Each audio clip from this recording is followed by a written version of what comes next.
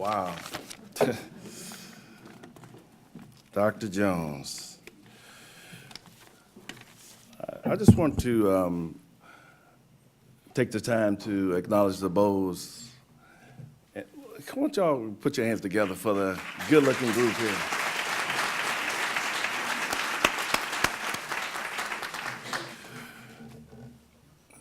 First off, I want to thank God for being here tonight. Just a great opportunity, and I thank God for my wife being here tonight.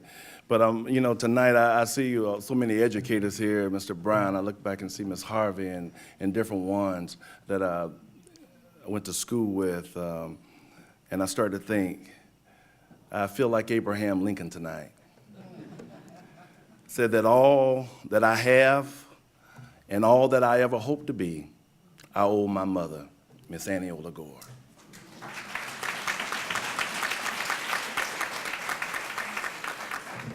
When Dr. Jones asked me to be the speaker tonight, I got excited. Because I get excited about young men, I get excited about young ladies, but I got excited about this group because I went out personally and met those guys a little bit over 3 weeks ago, and such a good-looking group. And I tell you, you're talking about good-looking, but not only that, they were smart and they had some goals, and that's what I love. But tonight, I'm going to be up briefly. The title was, No Mission is Impossible. No mission is impossible when you expect to win. When you expect to win, nothing can stop you. Nothing can get in your way. They had a song that says, nothing can stop me and nothing can block me. But I started looking around and thinking about my teachers. I saw Miss Tillis last night.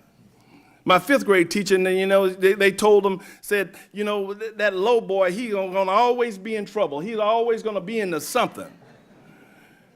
But, I'm here today to say that a watch pot never boils. And I wish those same teachers that put the label there on me, I wish they could see me now.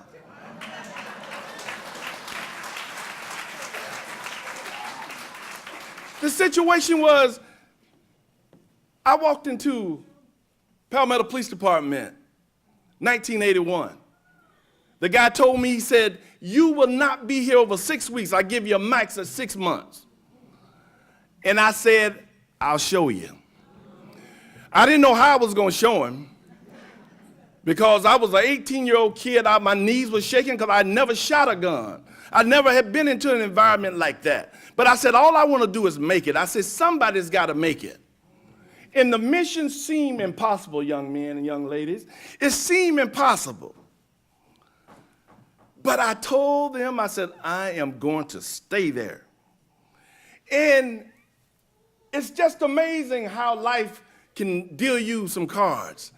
And it says, it does not yet appear what you will become.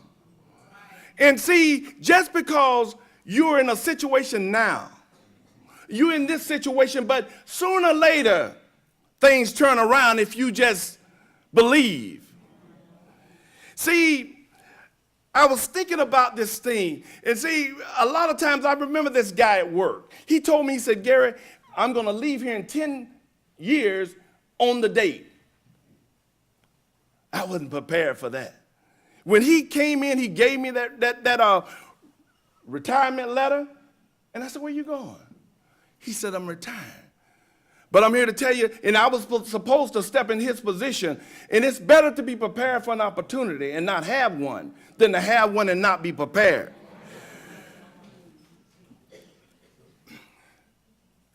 I was thinking about this guy. His name, they called him Barry. And you're talking about the impossible thing now. And he was born to a mixed couple. And life had kind of dealt him a little bit. And he's kind of in and out of trouble. And his parents divorced. And he said, I want to be somebody. And he said, I just want to just try to do something different because I believe that that mission that y'all say that is impossible, I can achieve it. He went on to college. made good. And that they was talking about, there's goes that somebody's label or opinion does not have to become your reality. That say that little old bad boy and he says, I'm going to do something special. I'm here to tell you that on January 20th, 2009, that same old young boy stood in front of America and said, and raised his right hand and said, my country, 'tis of thee. Sweet land of liberty, of thee I sing. That was our 44th president.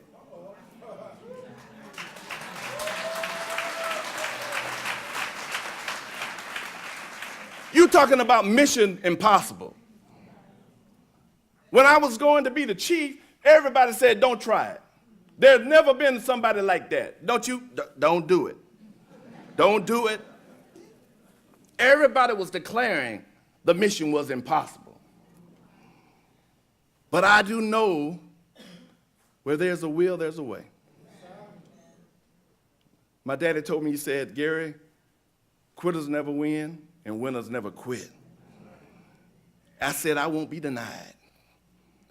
You know what, I don't know about y'all, but have you ever been pulling out your driveway and your car just goes, and you trying to realize, what is it?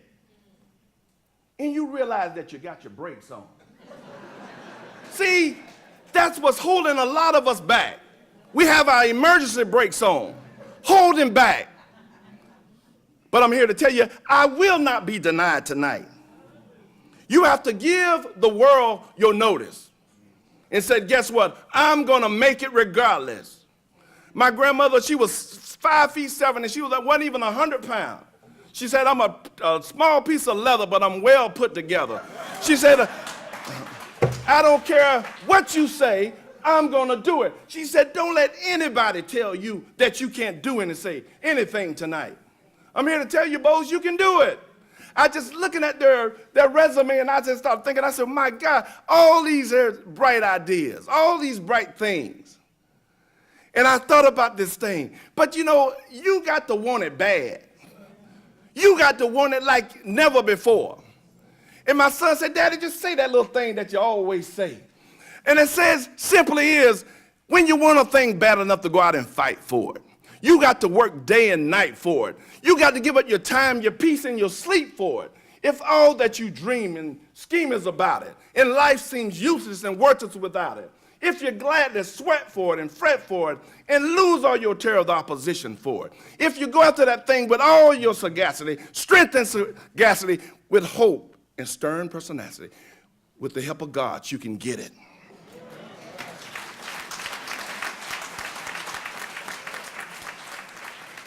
I'm here to tell you, Bose, I was so impressed.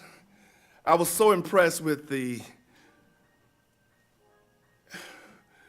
your quotes till I just went to bed thinking about those things. I said, my God, look at all this potential. And some of the quotes were, that young boy, one of them said, I heard a voice coming down from heaven. He said, this is my son, whom I'm well pleased. And another one said, no weapon that is formed against me shall prosper. And Brother Huntley said, it's not what they call you, it's what you answer to. Another one said, God is my refuge and strength, a very pleasant help in a time of trouble. Children, obey your parents in the Lord, because it's right. Another one said, trust in the Lord with all thine heart, and lean not unto your own understanding. In all your ways acknowledge him, and he will direct your path.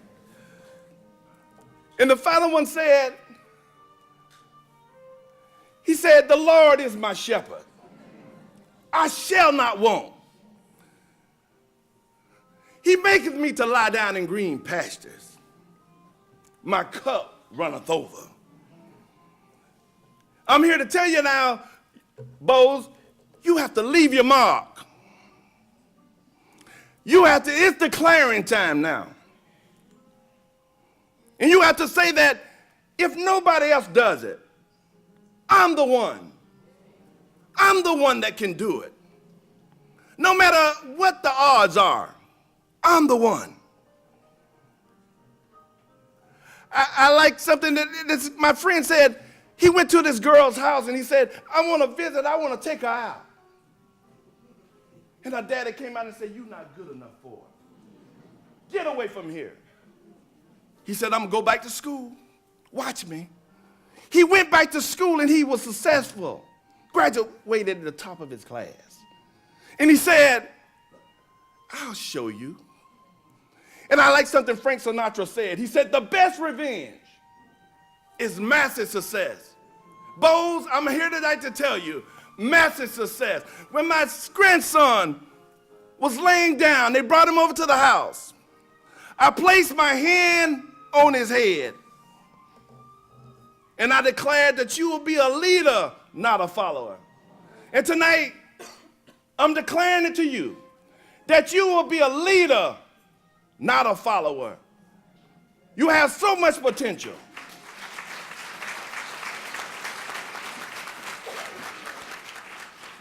And I ask you one favor. When you get to the top, please send the elevator back down. God bless you.